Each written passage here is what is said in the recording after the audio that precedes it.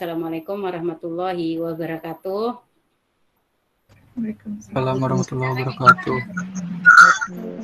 Metode harga pokok proses, di mana dalam pembahasan ini, pembahasannya memang sangat banyak karena kita menggunakan beberapa cara di dalam menentukan metode harga pokok proses. Yang pertama, kita harus menghitung satu departemen. Yang kedua, kita harus menghitung lebih dari satu departemen. Produknya hilang di awal proses, produknya hilang di akhir proses, dan yang ketiga kita harus menghitung yang namanya metode harga pokok proses dengan menggunakan rata-rata tertimbang atau average costing dan FIFO, phase in and phase out. Nah, bagaimana kalau lebih dari 2 departemen? Sebenarnya caranya sama. Kalau satu departemen untuk lebih dari satu departemen, caranya sebenarnya sama. Nah, contohnya seperti ini untuk yang 2 departemen. Contohnya seperti ini ada biaya konversi. Biaya konversi ini adalah gabungan dari biaya tenaga kerja dan biaya overhead pabrik. Nah, di sini untuk biaya bahan bakunya, departemen B nggak ada tingkat penyelesaiannya. Nah, kemudian bagaimana caranya? Kalau yang pertama, pastinya kita menghitung unit ekuivalen pada departemen pertamanya. Nah, caranya gimana? Nah, pastinya caranya sama dengan yang tadi. Di sini adalah departemen A 30.000. Nah, ditambah dengan 5.000 dikali 100 sehingga hasilnya 35.000. Nah, kemudian begitu juga dengan BTK, BOP. Nah, untuk yang departemen B juga unit ekuivalennya di sini kan konversi. Kalau kalian menghitung konversi harus dipisahkan ya, BTK-nya berapa, BOP-nya berapa, walaupun nilainya sama-sama gitu. Karena kenapa harus sama? Karena tingkat penyelesaian yang dibebankan sama, yaitu 50%. Nah, kemudian barulah kita membuat laporan biaya produksi dalam isinya data produksi atau data kuantitasnya. Di sini kan caranya sama di departemen pertama itu. Nah, saya nggak perlu menjelaskan sebenarnya karena memang caranya sama. Nah, kemudian perhitungan biayanya pun caranya sama gitu ya, sehingga jumlah biaya yang dibebankan 473.000. Sebenarnya sama dengan yang ini. Nah, ya. Sebenarnya sama. Nah, kemudian setelah itu barulah kita menyajikan laporan biaya produksi pada departemen pertama yaitu A. Di sini tinggal dipindahkan aja sama kayak tadi ya. Karena perhitungannya caranya sama. Jadi nggak perlu diulang-ulang kembali penjelasannya, cukup sekali sebenarnya. Nah, jurnalnya pun caranya sama, tinggal kalian ini pindahkan aja. Kalau memang dia ada bahan penolong, ya tambahin satu lagi pencatatan bahan penolong. Kalau nggak ada ya cukup 3. Ditambah dengan yang ini satu lagi. Nah, ini dari mana 450? Ya dari rincian tadi. Rinciannya yang mana? Yang mencatat produk selesai yang ditransfer dikalikan harga pokok per unitnya. Harga pokok per unitnya berapa sih? Harga pokok per unitnya kan ini 2 dikali 2 dikali 5 dikali 8 gitu loh. Nah, jadinya berapa? Nah, di sini sudah sangat. Nah, 3 dikali 2, 3.000 dikali 30 dikali 2, 60.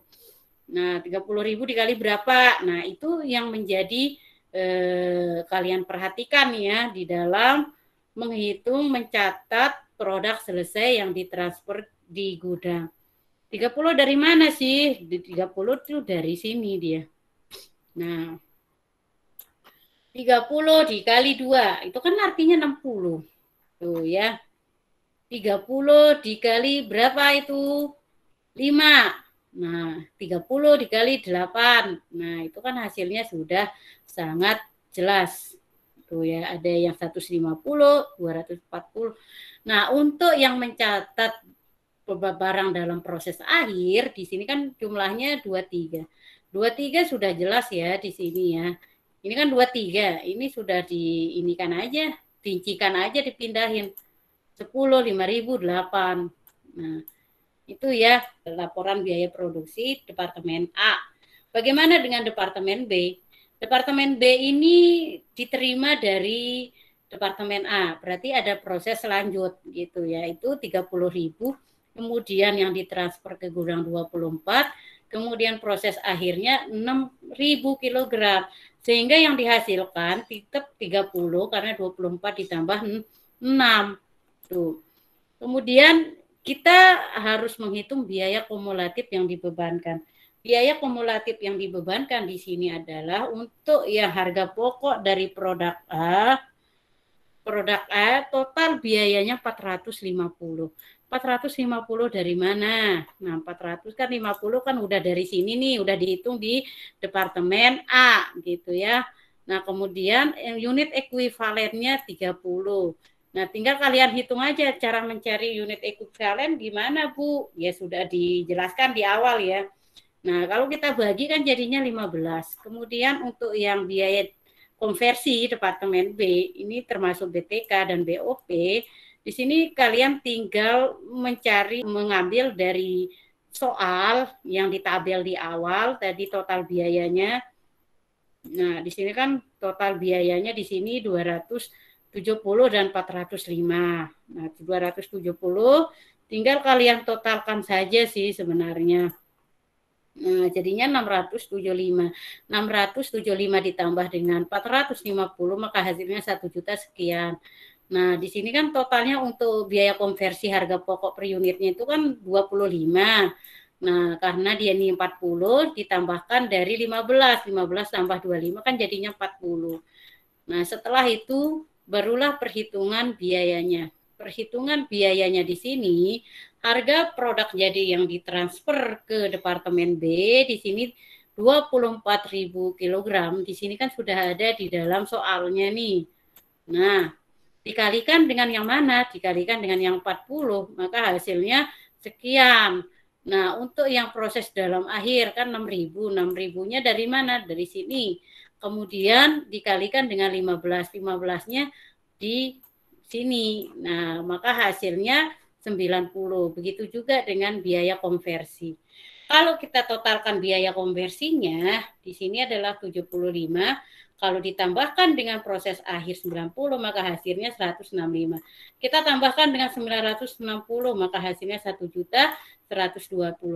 Harus sama dengan yang ini. Ya, kalau nggak sama, gimana salah gitu. Nah, buatlah laporan biaya produksi Departemen B. Ini laporan biaya produksinya. Tinggal kalian pindahkan aja sama dengan yang Departemen A tadi. Tidak perlu dipusing-pusingkan. Kemudian untuk membuat ayat jurnal Departemen B.